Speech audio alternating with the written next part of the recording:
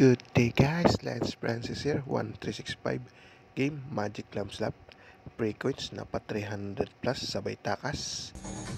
Let's go! Yan guys, 128 ang punan natin, so mababa lang guys, so bet 5 lang muna tayo, tapos 1k spin, tapos activate natin yung level 1 turbo spin. First time natin maglalaro dito. So, sinubukan natin dito yung frequency. So, target lang natin mga 300 guys.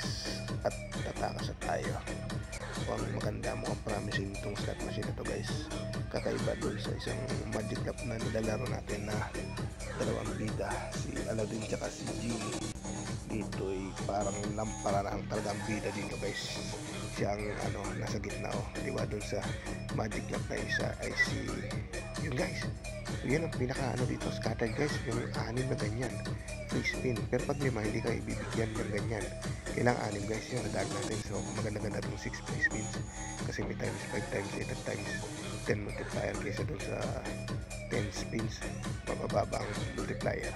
Ano yan, nagwala pa si Magic Lamp guys. Ano ibig sabihin yan? Uy, ang daming corona. Ako yung taas 2, 4, 6, 7 na termo ng Magic Lamp na parang multiplier pala yun. Pinagsakan agad tayo guys ng 200. Yun pala ang multiplier pag lumabas yung lampara. Tapos may pera doon sa uso ko yung 48. Ano kayo ibig sabihin yun?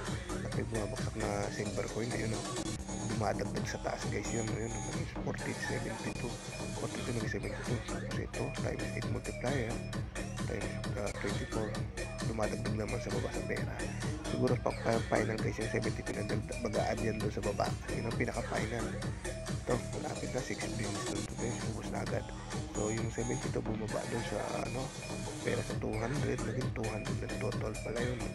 So ganun pala, maganda pala, maraming tatamaan yung yung Magic Lamp para. So target na agad tayo dito guys. Ano pang hinihintay natin? 345 po plus. So baka bawin, free coins lang to guys So i-withdraw natin, cash out dito kay 1365.